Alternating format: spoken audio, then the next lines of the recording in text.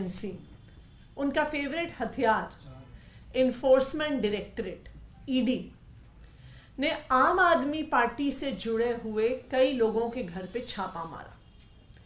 उन्होंने दिल्ली के मुख्यमंत्री अरविंद केजरीवाल जी के पीएस के घर पे छापा मारा। ये छापा 16 घंटे चला। ईडी ने आम आदमी पार्टी के ट्रेजरर और हमारे राज्यसभा सांसद एनडी गुप्ता जी के घर पे छापा मारा। ये छापा 18 घंटे चला। लेकिन आज जो बात मैं आपको बताने वाली हूं इन छापों के बारे में, उसको सुनकर आप हैरान हो जाएंगे, दंग रह जाएंगे। 16 घंटे जो कल छापे चले, इन छापों में जो ईडी के अफसर आए, उन्होंने ना मुख्यमंत्री अरविंद केजरीवाल जी के पीएस के घर में, ना एनडी गुप्ता जी के घर में कोई भी सर्च नहीं करी, कोई भी तलाशी नहीं ली, किसी कमरे के अंदर घुसकर नहीं देखा, कोई कागज नहीं ढूंढे, उन्होंने कोई पूछताछ नहीं करी। ना मुख्यमंत्री के पीएस से पूछताछ करी, ना एनडी गुप्ता जी से पूछताछ करी, ना उन्होंने कोई भी कागजी कार्रवाई करके बताया कि वो किस केस की जांच के लिए आए हैं।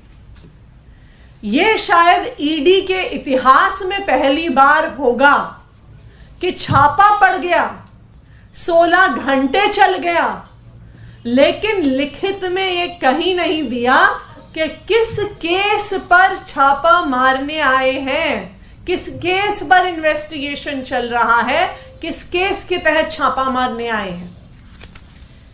ये पंचनामा है जो मुख्यमंत्री जी के पीएस विभव कुमार जी के घर पे जब 16 घंटे रेड खत्म हुई उसके बाद साइन हुआ। यह पंचनामा ईडी के इतिहास का ऐतिहासिक पंचनामा होगा, क्योंकि इस पंचनामे में यह भी नहीं लिखा कि किस केस का इन्वेस्टिगेशन करने आए हैं। जब भी ईडी आती है, किसी के घर छापे मारती है, उसके बाद कुछ सर्च और सीजर होता है। उस सर्च और सीजर के डॉक्यूमेंट्स पे यह स्पष्ट लिखा जाता है कि क्या केस है, क्या एफआईआर को ईडी में ईसीआईआर बोलते हैं, क्या उस केस का ईसीआईआर नंबर है, क्या उसकी डिटेल्स है। लेकिन कल की छापे में ईडी ये बताने को भी तैयार नहीं है कि वो छापा किस केस में मारने आई थी। मुख्यमंत्री के प्राइवेट सेक्रेटरी के घर में 16 घंटे छापा चला। उस 16 घंटे क्या हुआ? उस 16 घंटे में ईडी के अफसर विभव जी के ड्राइंग रूम में बैठे रहे। पूरी दुनिया में, पूरी मीडिया में तमाशा चलता रहा कि रेड चल रही है, रेड चल रही है, रेड चल रही है, लेकिन ना कोई कागज देखे, ना कोई सर्च एंड सीजर किया, ना कोई पूछताछ करी। और 16 घंटे के बाद यह पंचनामा क्या दिखाता है? क्या ईडी वाले कुछ पैसा लेके गए? क्या ईडी वाले कुछ सोने के बिस्कुट लेके गए?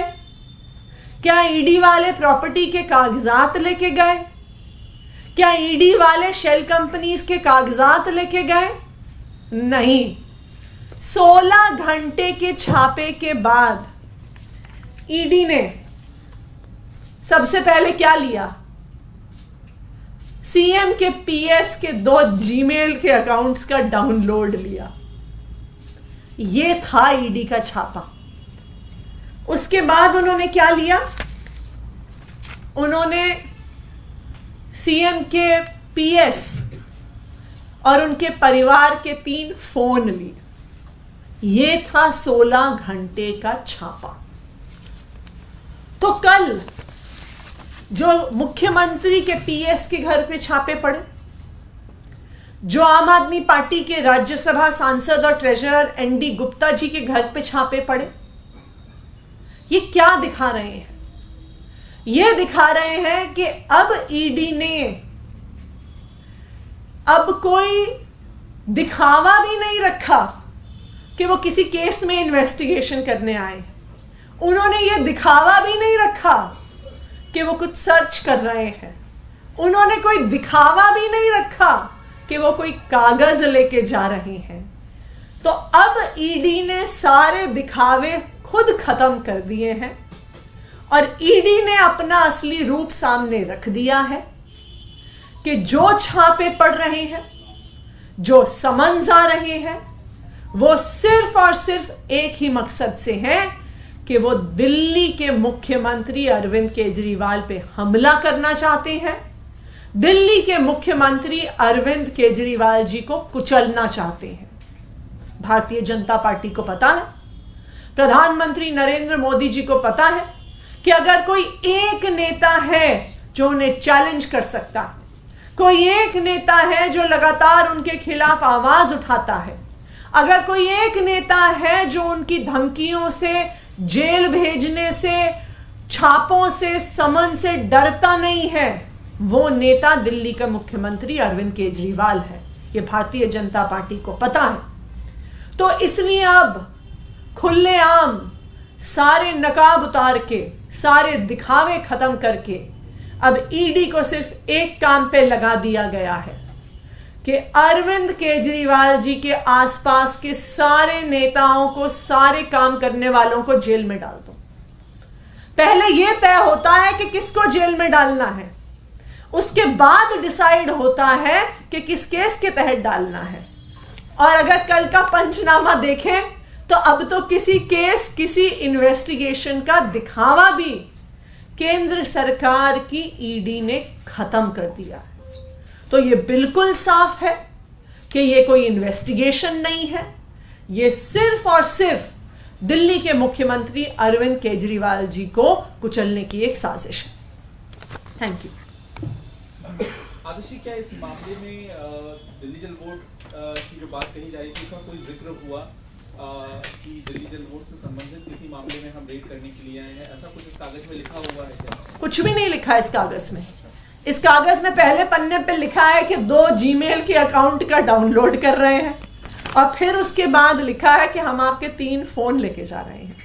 ना किसी केस का जिक्र, ना किसी ECIR का जिक्र, ना किस तहत वो विभव कुमार जी जो सीएम के पीएस हैं उनके घर आए हैं उसका जिक्र, क्या इन्वेस्टिगेट करने आए हैं उसका जिक्र, ना कोई सर्च, ना कोई पूछताछ, ना किसी कागज को देखना। बस 16 घंटे बैठ के गए। क्यों? क्योंकि पूरी मीडिया में माहौल बनाना था कि मुख्यमंत्री के पीएस के घर पे 16 घंटे रेड चल रही है और मुख्यमंत्री अरविंद केजरीवाल जी को इस बहाने बदनाम करना था। आज अरविंद केजरीवाल जी के जो समन भेजा गया था ईडी के द्वारा, उसकी सुनवाई है, क्या उम्मीद है आप लोगों को? और ये माना जा रहा है कि अब इस मामले को आप किस नजरिए से देख रहे हैं? ये भी थोड़ा देखिए, नजरिया स्पष्ट है। भारतीय जनता पार्टी शासित केंद्र सरकार और प्रधानमंत्री नरेंद्र मोदी जी अरविंद केजरीवाल को खत्म करना चाहते हैं, अरविंद केजरीवाल को कुचलना चाहते हैं। और अब उन्होंने कल की छापों के बाद तो हर नकाब भी उतार दिया है। उन्होंने दिखावा भी खत्म कर दिया है कि किसी केस के तहत हो रहा है, किसी लिकर पॉलिसी के स्कैम के तहत हो रहा है, कोई घोटाला हो गया।